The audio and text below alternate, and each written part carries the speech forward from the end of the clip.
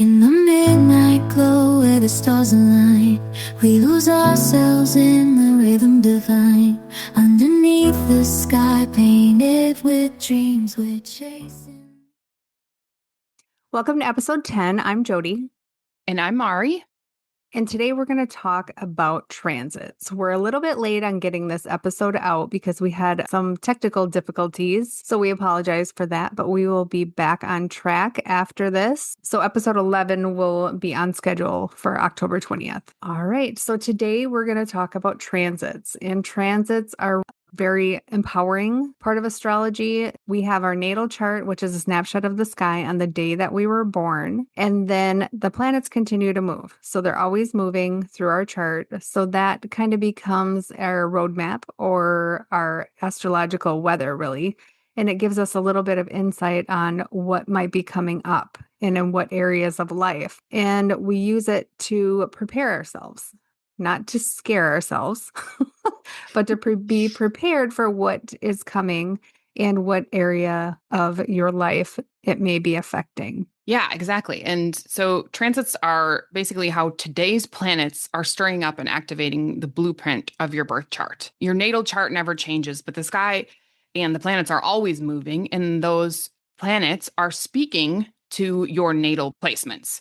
So just a little note before we jump in here too, we are going to touch on each of these planets moving through the houses in the chart versus moving through all the signs, etc. Depending on what house system you're using, that part will change, what sign is on the cusp and your rising sign, right? So this is going to be incredibly personal to you and your chart. Things that you want to look at for yourself personally are what sign is on the house cusp, the house that we're talking about. If Mars, for instance, is transiting through your fourth house, we're going to touch on fourth house themes for you, but you're going to want to look at the sign on the house cusp to see what sort of flavor adds to that, as well as the planets in your own chart and the aspects these transits are making to those planets. That's the real PowerPoint in your chart. So conjunctions. So when a planet is right on top of one of yours by transit, it's moving over one of yours. Those are typically the most powerful. It's like a spotlight turned directly on that part of your chart, that planet, that part of your character. Squares and oppositions are those kind of tension points that we've talked about. Trines and sextiles are smoother opening doors or bringing ease and flow in those areas. It's all very specific to you, these transits. So you'll want to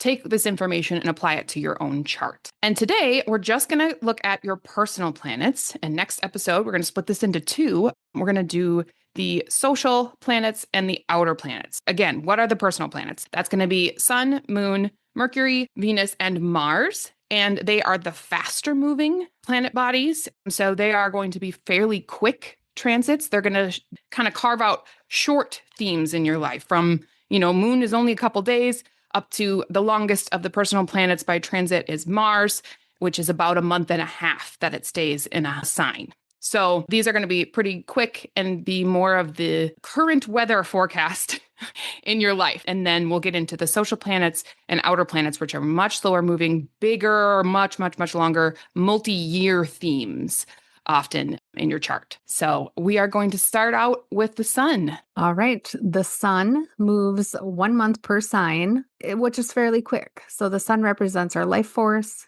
It's how we shine in the world. It's our core identity.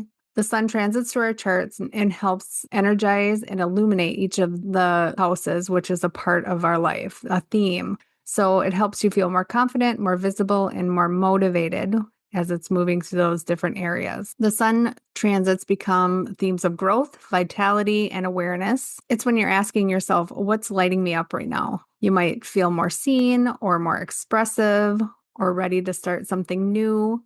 And when you're following these transits, you're really honing in and like paying attention to what you're noticing as this happens. So if you're tracking the sun through your houses, you may not notice it on the normal day-to-day, but if you're really focusing and magnifying it and looking at it, then you'll start to notice the little things. So I'm going to go through a quick little guide here to what it might feel like with the sun passing through all of the 12 houses. The first house would be like a fresh start, a personal renewal, because this is the house of self or self-expression. Second house is focused on your finances, your values, your self-worth. Third house is all about communication, writing, or teaching. Fourth house is home and emotional foundations. Those can be illuminated as the sun is going through the fourth house. Fifth house is our creativity, romance, call to have maybe some fun.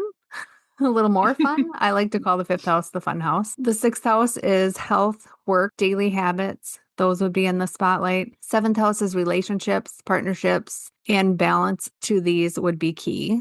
Eighth house is deep transformation or emotional healing that can emerge during that time. Our ninth house could be expansion and study. So maybe you're going back to school or travel or belief shifts. 10th house is leadership, purpose, maybe public recognition. That is your career house. 11th house is friendships, networking, or community goals. And 12th house, this is a quieter phase because the 12th house is more internal. So maybe like internal reflection or a release of something. So as the sun travels through all these houses, you really want to focus on the high road of vitality, courage, clarity, leadership. Some low road shadow things that might show up would be ego. The sun is related to the ego, burnout, or pride. So just learn to shine with others and not over them. Yeah, I think the sun is one of the really fun ones to track through the chart, and you can almost plan your year accordingly because it does break it up into those 12-month chunks. And if you are someone who is self-employed, for instance, you can kind of look at what areas of your career, your work that you do that you want to work on in each month based on sort of the theme of that house. And an example for myself personally, the way that I'm a Capricorn rising, and so my first house lines up very close to the new year, not the astrological new year, which is when I really think of as the new year, which is March 21st, spring. But I'm moving through my 12th house through most of the holidays. And I've always struggled with that time. I mean, it's darker and I'm kind of going inward anyway. And I do fight with a little bit of seasonal depression with the lack of light and cold and those things, especially in the northern hemisphere where we are. I'm also moving through my 12th house through the holidays. So when I have all of these family things that come up and this party I'm invited to and that thing I'm invited to, I'm just so low energy and so introverted during that time. And it's a real struggle for me. When I made that connection to that 12th house, it was such an aha moment because it's almost to the day, it feels like, when the sun moves into my first house, I just get this fresh burst of energy and vitality, and I want to start tackling things again. And it's a really potent to follow the sun through your chart and utilize the strengths of each house as it goes along, for sure. Okay, so the moon is the fastest one. It's really cuts into 2.5 days per sign or house. And again, if you're using Placidus, it might be a little more, a little less, Placidus or one of the other irregular sized house systems, but it's approximately a month per sign. So these are really quick little 2.5 day windows, but it is something fun to look at to see if you can sort of track your emotional state and your moods with the moon. Or if you're just having an off day, it's something you can go pull up your chart and go, wait a second, where's the moon right now? So the moon shows our feelings, our instincts, and our needs being activated day to day. The moon is like your emotional weather forecast. These transits reveal what's stirring underneath the surface as they teach us to ride the wave instead of fighting it. That's the key here, like understanding that our emotions are there to serve us, but the awareness piece is key. So tracking the moon through your chart can help you better understand your subconscious and emotional world. Core themes for the moon are our emotional rhythms, our intuition, and where we find comfort and nourishment. It shows us what feels safe, familiar, or soothing. Or on the opposite end, it can reveal our primal fears and instincts around safety. So if you're making high road choices around your emotions, if you're choosing to tune in and listen to your body, you're paying attention to your instincts in order to nurture yourself consciously. So that's allowing the feelings to rise instead of shaming them.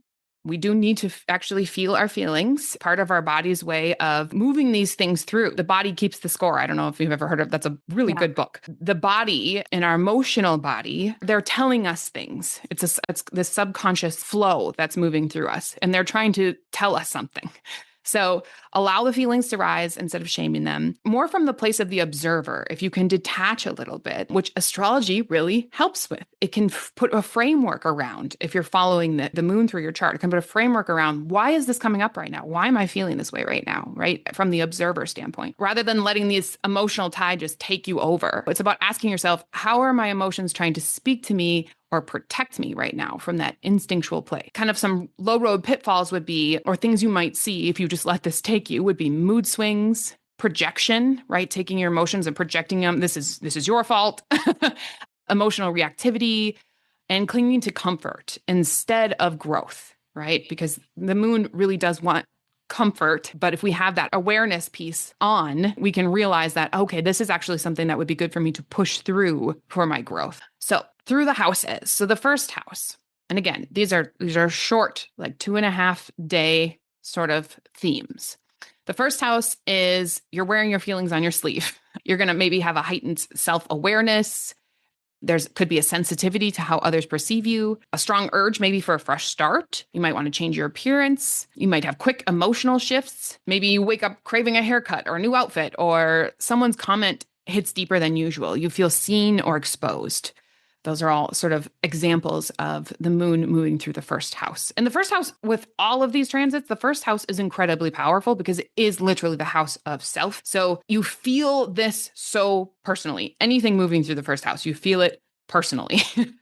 Second house is money, security, and self-worth. So you're going to have your emotions linked to your resources and stability. You might question what makes you feel safe, or you could be craving tangible comfort. This can show up like spending sprees, nesting, cooking, budgeting. Maybe you indulge in retail therapy after a stressful week, or maybe cleaning your pantry feels strangely grounding.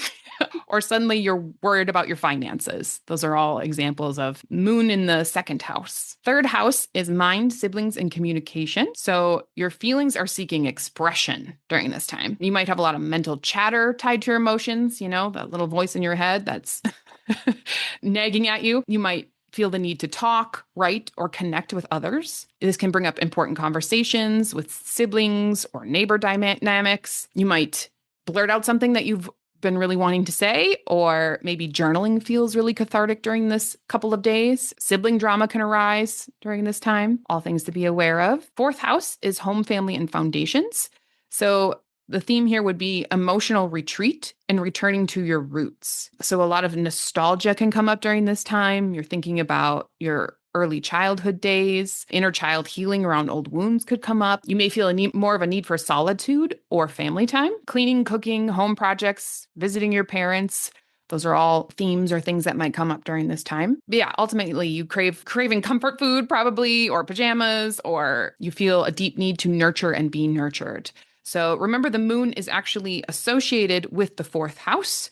It rules Cancer, and Cancer would sit typically in the fourth house. So it's comfortable here, but also it's really bringing up memory and doing that inner work around your roots and family. The fifth house is creativity, joy, and romance. So your heart is wide open during this couple of days. So there's often a desire to play, express yourself and your emotions through creativity, and feelings are generally very, very loving towards others during this time. So you might go on a date, or have fun with your kids or your nieces and nephews, whatever the relationship might be to kids, a desire to create during this time. You could have a sudden burst of inspiration maybe, or honestly, going on a date, you could have emotional drama on a date, right? It's not all necessarily all positive in the fifth house, but romance and those things are tied to the fifth house. Or you could be craving praise or attention, because it's also associated with the fifth house is also associated with Leo,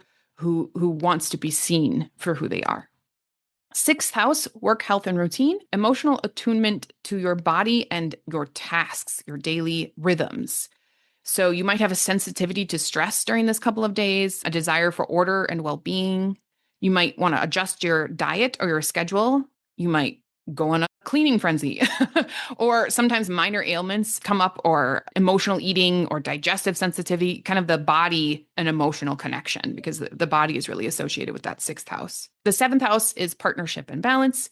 So you're getting an emotional reflection through others. It's that mirrored quality of emotions. And this is where it would be very easy to project. Remember when I said in the beginning, one of the low road things is to project your emotions. It's very easy to do that when you have a 7th house moon transit because you want it to be the other person's fault, right? So you'll feel strongly every shift in your relationships. You could have a desire for closeness during this time, but interpersonal relationship triggers can come up and conflicts that mirror your inner world. You might be seeking reassurance from your partner, or maybe realize a pattern of people pleasing that you have. Just some examples of things that can come up. 8th house, intimacy, shared energy. So depth and vulnerability are the themes of this couple of days transit. Internally, this can bring emotional intensity, jealousy, fears of loss or betrayal. On the outside, that can look like money or intimacy issues, therapy breakthroughs, shadow work can be a theme during this time. But ultimately, you're craving deep connection and you're confronting your subconscious fears and trust issues that sit under the surface. 9th house is growth, beliefs, and exploration. So your emotional body is thinking about adventure and it's ultimately seeking meaning. So you could be restless and craving adventure. Feelings could come up that are tied to your faith, culture, or purpose. You might have the sudden urge to book a trip or to dive into some philosophical discussions. So you could maybe be inspired by a movie or a book that has you thinking in a more expansive way, or you might find yourself questioning old belief systems. 10th house is career and reputation. So this is your emotion in public, right? Which it can feel a little vulnerable, but it has a similar vibe, I feel like, to the 1st house where your emotions are on your sleeve. People can see your emotions in this couple of day transit, and your mood is linked to your success and recognition. You have a desire to be seen and appreciated. So you can have workplace highs and lows, but again, your emotions might be very visible. So something to be aware of. Praise makes you glow and criticism feels crushing during this couple of days, especially around your work. So something to have in your awareness. 11th house, friends, community, and future vision. You're emotionally resonating with the collective or groups or your tribe, your people. So you have this desire to belong and to contribute or dream bigger because it's also the house of your dreams. So you might want to join a group gathering, engage more on social media during this time, have emotional discussions with your friends. You might be inspired by a cause or disappointed in some group drama that's happening in one of your friend groups. And then finally, 12th house, rest, spirit, and the subconscious. This is about emotional release and surrender, which can lead to a need for solitude. Your intuition is often heightened during this couple of days. Dreams can be very therapeutic and very vivid and be speaking to you. So something to kind of, maybe dream journal during this time. Meditate, look for more spiritual connection. And sometimes emotional endings happen during this time, closing of a chapter, which actually it can serve you, or it can feel like something is being taken from you, depending on how you look at it, right? Because it's about surrender. So an emotional chapter can be closing and you might be done with that. We're putting it away. We're done with that. That can feel wonderful depending on what the emotion is, right? But it's a time of release and letting go. So yeah, you could be crying without knowing why. That's happened to me before. It's a little unsettling. Like it's very much a subconscious thing. And all of a sudden I'm like, I don't know why I'm crying. That could very much be linked with a 12th house moon transit. But really spending time with yourself and going inward is very helpful for any 12th house stuff. So yeah, when we track the moon through our chart, we're really watching our emotional pulse. And each month it touches every area of life. It goes through all of those cycles every single month, right? Our emotions change pretty quickly.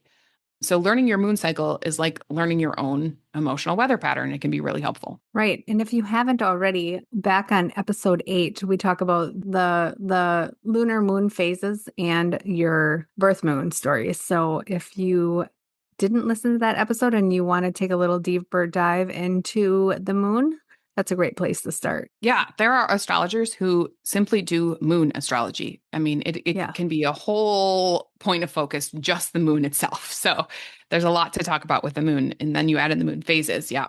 Yeah, the moon phases. And then if you follow through all the different signs and how that can feel throughout the month, there's a lot there. Definitely. Okay, moving on to Mercury. Mercury is the messenger. Mercury takes about 2 to 3 weeks to travel through each sign, and that depends on retrograde. If there's a retrograde, it might be longer than that. Mercury rules our thoughts, our speech, our communication, our perception.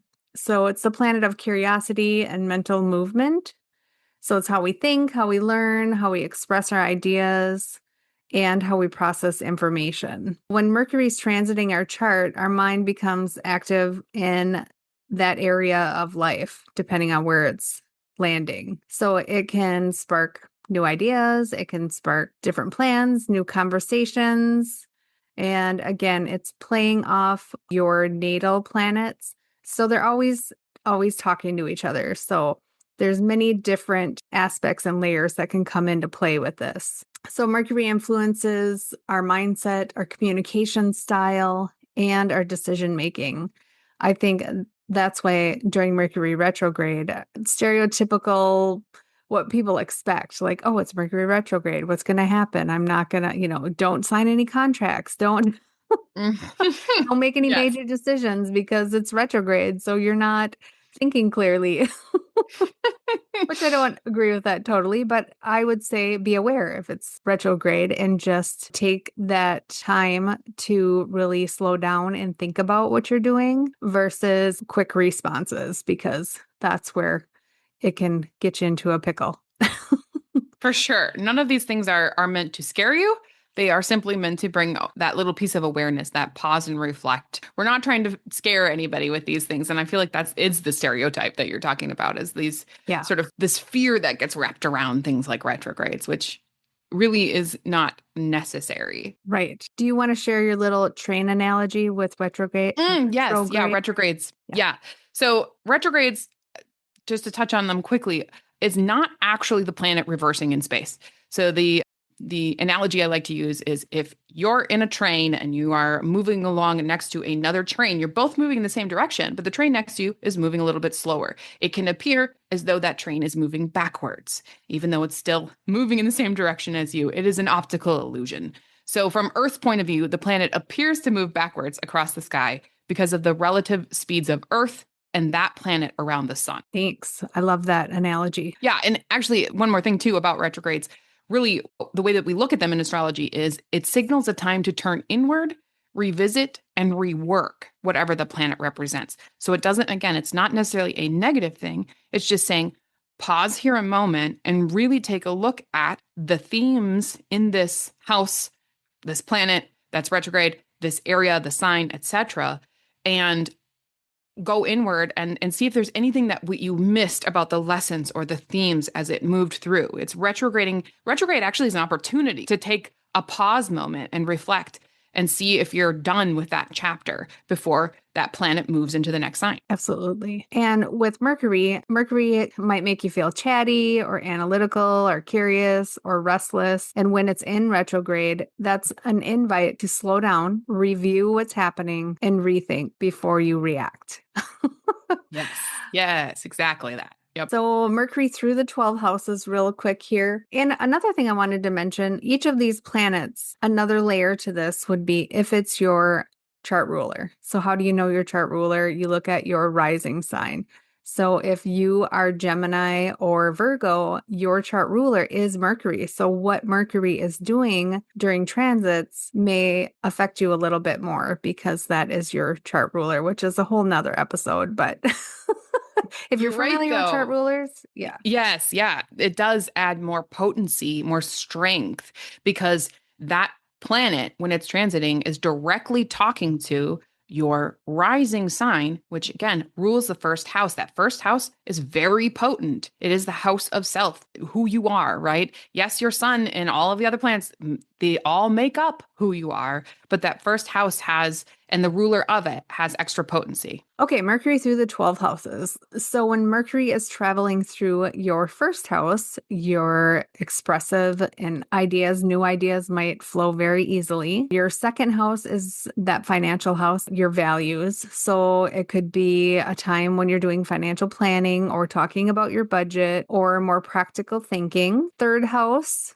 is the house of Gemini, which is ruled by Mercury. So that's learning, writing, teaching, expansion. Third house is also related to siblings. So it could be a communication with siblings, something like that. And then fourth house is conversations with family or home projects, because the fourth house is your home, your roots. That can be like your physical home, but it's typically like family, history, ancestors, where we come from. Fifth house, when Mercury's here, you may have more creative storytelling. Maybe you're gonna start writing a book, or maybe have more communication with your significant other, because this is also the romance house. Sixth house is organizing. So organizing, scheduling, or refining routines. So maybe you're having conversations about how these need to be refined or changed. Seventh house is having honest dialogue with partnerships.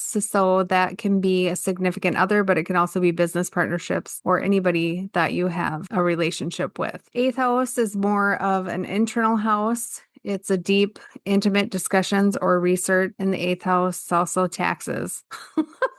That always seems to come up with the eighth house. And I think, oh, that seems so superficial, but really it's there's truth to it. Yes. Yeah. The So eighth maybe house is multi-layered for sure. It's right. there's a lot going on in all of the water houses. There are layers, as you would imagine, with anything that is watery and subconscious and emotional. There's a lot going on.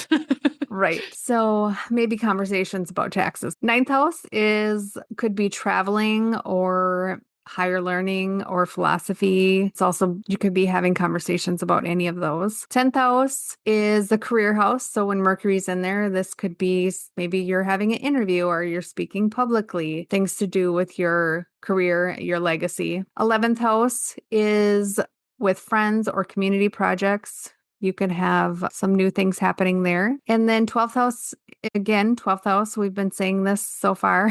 It's very internal. So inner reflection, journaling, and spiritual downloads can happen during this time. The high road of Mercury is clear communication, curiosity, and problem solving. And the low road or shadow work that might show up is maybe you're feeling a little bit of mental overload, because Mercury is that our thoughts or communication, and sometimes you can't shut that off or you feel like you can't shut that off. Miscommunication can happen, especially during retrogrades. That's why it's really a good idea to practice that pause, slow down, review, rethink, and then respond with Mercury. Yeah, definitely. And you definitely are going to hear similar things come up as we go through the houses. Yeah. But just remember what planet we're talking about and applying the subjects of that planet, right?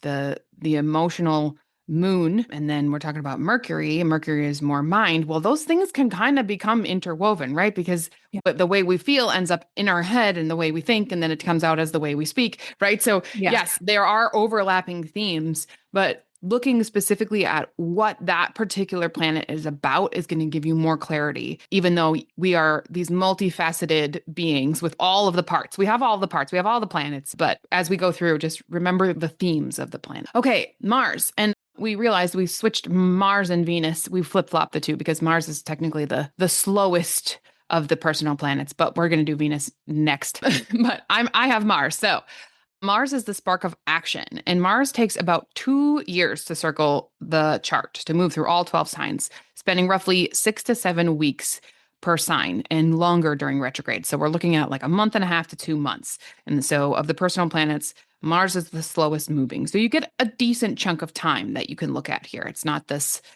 blink and you miss it moment like the moon as it moves.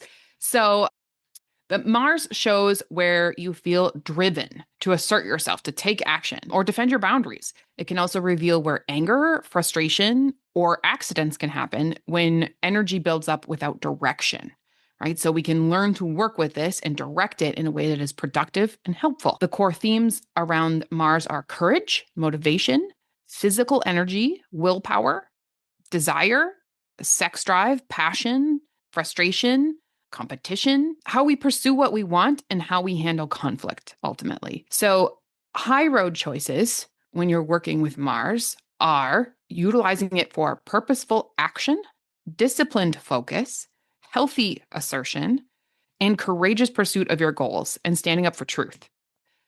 But some sort of low road pitfalls, if Mars takes over you instead of you using Mars, might be anger, rashness, burnout, accidents, or aggression born from reactivity or insecurity. So those are all things to watch out for when Mars is moving through the chart. So in the first house, you're fired up, right? You have energy and vitality when Mars is moving through your first house. You may have a sudden burst of confidence. You take initiative. You have more of a desire for independence, a desire to move, act, or be seen. New beginnings, assertive behavior, possibly impatience or accidents, if you rush, can come up during this time. You might start a workout routine or cut your hair or launch a new project. And watch out for irritation.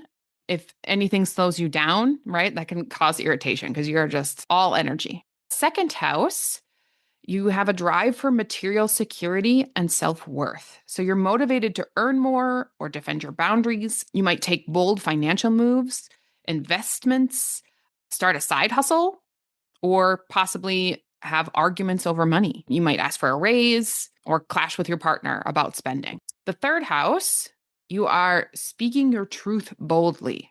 So fast mind and fast mouth is what I think of when I think of Mars in the third house, which fast mind is great. Fast mouth can get you in trouble. So, and that definitely hold awareness around that piece. So you're going to have mental energy spikes. Your opinions will sharpen, but your temper could flare in conversation. You might have heated discussions, debates, or projects requiring focus and multitasking, right? That's where it's a gift. That's where it's helping you. But just be careful to think before you speak as Mars moves through the third. In the fourth house, your energy is going to turn towards passion or tension in your private life. So this is more internal. Your energy is directed towards home, perhaps home improvements, or defending your emotional boundaries.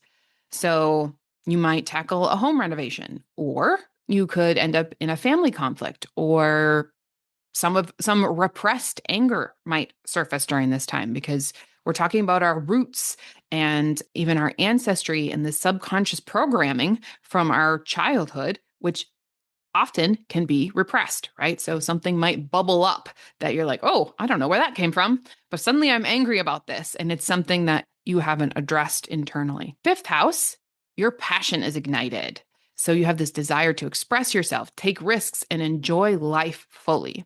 Most fifth house transits are fun. I mean, there's always cautions in any area of the chart, but fifth house is the fun house. So you might be driven towards romantic pursuits, athletic competition, bold creative adventures. You might start a passionate affair or enter a fitness challenge or be obsessing over a creative project. Sixth house, your productive energy and physical discipline are the themes here. So your motivation is to improve efficiency, health, and habits, your daily life. You're driven towards those things. What can make my life better on the daily with my habits? You might increase your workload. You go on an exercise kick, or you actually, on the kind of the shadow side, you could have maybe a flare up of stress or inflammation in the body. Because remember, Mars, there's a lot of heat with Mars. So that can cause inflammation if we're talking about the body. And so something to watch out for there. Like maybe don't let the Mars energy through the sixth house push you past your limits. Right? You might have this desire to work out until injury, right? So just something to be aware of. But it's ultimately trying to help you, to motivate you to make your life more efficient and healthier. In the seventh house, the theme is around assertion and confrontation in relationships. So learning healthy boundaries and then facing your projections. Again, so much about projections when it comes to the seventh house. It's that mirror. So you want to throw back at the other person. This isn't my fault. It's your fault. So facing your projections around anger or drive. Relationship conflicts can happen during this time, or passionate new connections, because again, it's sexuality and passion as well. So it could reignite the spark between you and your partner, that type of thing. Eighth house, the themes are going to be around passion, power, and control dynamics. So this takes the partnership of the seventh house and goes deeper with intimacy, shared resources, transformation, all of those things, right? So your sexual intensity might rise during this time, but you also could have these underlying fears around loss or betrayal surface. Financial disputes could happen with a partner, again, similar to the second house, because second and eighth are across from each other and they share that mirrored theme around finances, shared finances and possessions. Deep intimacy or power struggles could come up during this time. Things like confronting jealousy, or really ultimately a healthy way would be to channel the energy here into healing and transformation of your deep fears and traumas. Ninth house, your energy is going towards fighting for what you believe in. So you might have an extra passion towards philosophical things or debates, big ideas. You might be driven towards travel with purpose, defending your beliefs, studying or teaching with fervor, right? But be careful of getting on a soapbox during this time. Ninth house can sometimes bring about that. And if you have a lot of drive and a lot of passion, you could get a little preachy if you're not aware. Having that awareness piece is key. Something like taking a spontaneous trip during this month and a half to 2 month window could happen, that type of thing. 10th house, your drive is towards ambition and leadership. You have this desire to take charge and achieve recognition or prove yourself. So you could get a promotion during this time, start a new venture, but on the kind of the shadow side, things to watch out for would be clashing with someone in your work professionally, or burnout from overwork, because you have so much fire behind it, you can really burn yourself out. But you might launch a business or set bold career goals during this time. 11th house, the action is moving towards your vision and community involvement. So you're motivated to lead or advocate with a group. Group projects can come up, team challenges, activism. You might organize an event or take on leadership in your community, or fight for a social cause. There's a strong drive towards what is best for all. And then finally, 12th house. So themes here are around hidden anger, spiritual courage, or the need for rest, right? Those are all kind of very different things. And all of these are nuanced and specific to you, again, depending on what sign rules the house and what planets are there, what planets this Mars moving through is aspecting towards in your natal chart. But your energy turns inward during this time. Old wounds can surface, inner battles in your mind can play out sort of behind the scenes. You might be actually more fatigued versus energized during a 12th house Mars transit. You might be suppressing frustration, or you could have a breakthrough during your solitude. When you're doing that inner work, it can push those breakthroughs forward. But really channeling anger into art or meditation can be very healing. Confronting any addictions, there can be an added strength to addressing those things, because addiction is also associated with the 12th house or Pisces themes. And retreat for self-healing is another theme here. So Mars just shows us where we're being asked to act, or where frustration boils up if we don't, right? It's our inner fire. The key is direction. Where are you pointing Mars? Where are you consciously pointing Mars? Again, all of these things, once you have the astrology, it's that consciousness key around it, and utilizing it, harnessing it for good. Yes, absolutely. All right, on to Venus. Venus is the harmonizer.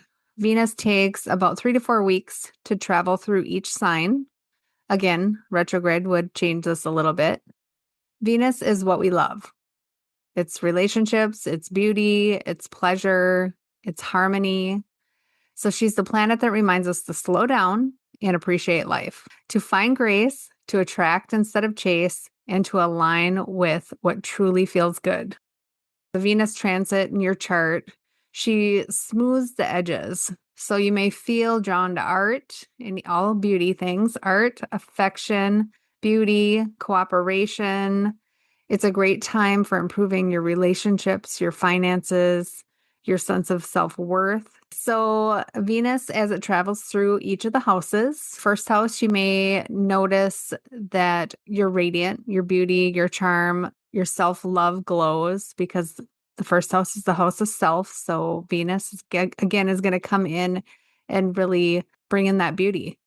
Second house, finances. So stabilize your finances or increase them. It's all about comfort matters. Third house, kind words and friendly connections. Venus loves those connections.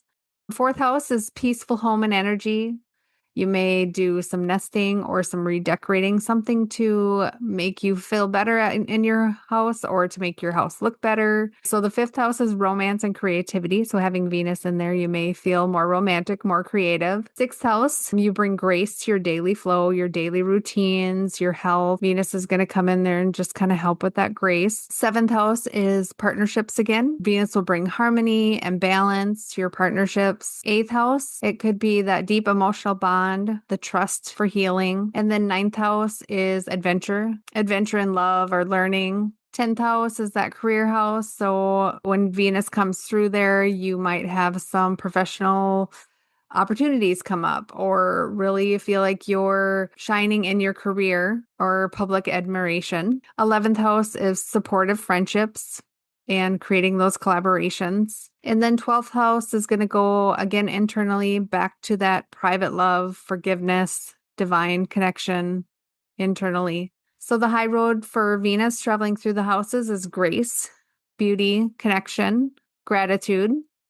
And some low road shadow work would be avoidance, codependency, or overindulging. Yes, indeed. When you follow your transits, you learn that everything is rhythm, just like the tides. Every lesson, every period or breakthrough has divine timing. Yeah, so that wraps up our personal planets, all the transits there. And again, you really got to dig into your own chart as far as what aspects these planets are making to your personal planets, what aspects they're making the transit chart itself. The planets are aspecting each other as well. And those are, if you look simply at the transit chart and take your natal chart out of it, you can often see things echoing in the world globally around those themes, right? Because those are applying to everyone. But next episode, we are going to cover the social planets, Jupiter and Saturn, and the outer planets, which are Uranus, Neptune, and Pluto. And they are these long, slow, big life lessons. They're the overarching lessons as we transform through them and learn and grow through them. Again, the inner planets are much like we talk about for your, with your personality. They're much more personal, little themes happening in your life. And then when we look at the outer planets, yes, they're big themes for you, but they're also big themes globally and what's happening in the world. So you can make those associations as well. So we're going to touch on that in our next episode. Thanks for joining us for this episode. Bye. Thanks for joining us under the stars today. We hope you're leaving feeling inspired, grounded, and more connected to your inner truth. And if you loved this episode, we would be so grateful if you would subscribe, leave us a review, and share it with someone you love. If you're ready to explore your soul's path through psychological, evolutionary astrology, and personal astrological coaching, you can find Mari at yoursoulpurposeastrology.com or follow her on Instagram and Facebook at yoursoulpurposeastrology. And if you're ready to illuminate your birth chart and explore how essential oils can support your emotional and energetic alignment, you can find Jody at earthandskyessentials.com or at Earth and Sky Essentials on Facebook and Instagram. And remember, your soul is always guiding you. The magic starts within. Away.